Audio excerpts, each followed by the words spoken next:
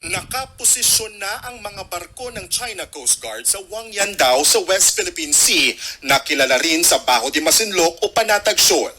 Simula kasi kahapon, ipinatupad na ang bagong utos ng China na no trespassing rule. Sa Article 257 ng nasabing utos, nakasaad na huhulihin ng China ang mga dayuhang trespasser sa kanilang teritoryo at ikukulong ng hanggang 60 araw ng walang paglilitis.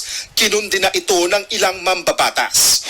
Ayon kay Surigao del Norte Representative Robert Ace Barbers, oras na para ipatikim din natin sa China ang kanilang mga ginagawa. Arestuhin din daw natin ang mga Chinese trespassers sa Exclusive Economic Zone ng Pilipinas. I-require na rin daw ang mga Chinese vessel na humingi muna ng permiso sa gobyerno ng Pilipinas bago makapasok sa West Philippine Sea. Nanindigan naman ang Philippine Air Force na magpapatuloy ang ginagawa nilang mga pagmomonitor sa ating teritoryo. Of guarding and protecting our airspace to include our territorial waters and our exclusive economic zones. So magpapatuloy po ang pagpapatrolya ng ating Philippine Air Force pag kinakailangan po. Una na rin kinundina ni Pangulong Bongbong Marcos ang bagong utos na ito ng China. Tinawag niya pa itong completely unacceptable. Nagbabala rin siya kamakailan na sakaling mas lumala ang tensyon sa West Philippine Sea at kung may mamatay na Pinoy, ituturing na raw natin itong act of war. Samantala, muli namang kinundina ng Group of 7 ang mga pangaharas ng China sa mga barko ng Pilipinas. Ayon sa G7, nababahala pa rin sila sa sitwasyon sa East at South China Sea. Kontra raw sila sa anumang unilateral attempt para baguhin ang status quo sa reyon gamit ang dahas.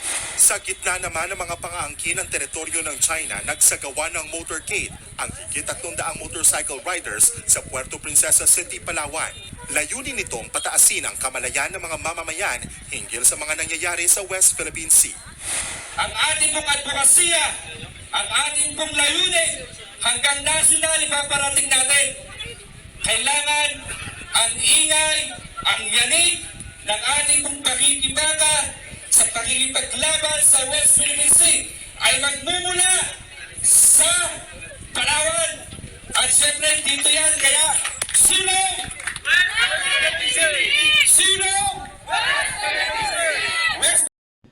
China has declared no trespassing policy on the West Philippine Sea.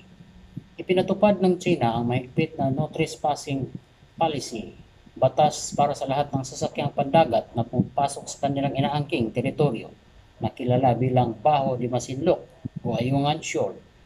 Ayon sa kanilang patakaran, ang anumang sasakyang pandagat na lalabag ay ikukulong ng 60 araw ng walang paglilitis. President Marcos condemned this statement, calling it unacceptable and warning that if any Filipino is harmed because of this policy, it will be considered an act of war. Surigao del Norte Representative Robert Barber stated that any Chinese vessel entering the Philippine Exclusive Economic Zone (EEZ) must seek permission from the Philippine government. Meanwhile, Philippine Air Force Colonel Maria Consuelo Castillo affirmed that they will continue patrolling our territorial waters to ensure safety and sovereignty. This development has heightened tensions in the region, with fears of potential conflicts arising from these policies. The international community is closely monitoring the situation due to the strategic importance of the West Philippine Sea. Nais namin kilalanin at bigyang pugay ang orihinal na may-ari ng video para sa kanilang kabutihan. Wala kaming intensyon na lumabag sa karapatan ng iba at ang aming layunin ay magbigay ng impormasyon at komprehensibong pagtingin sa kasulukuyang sitwasyon.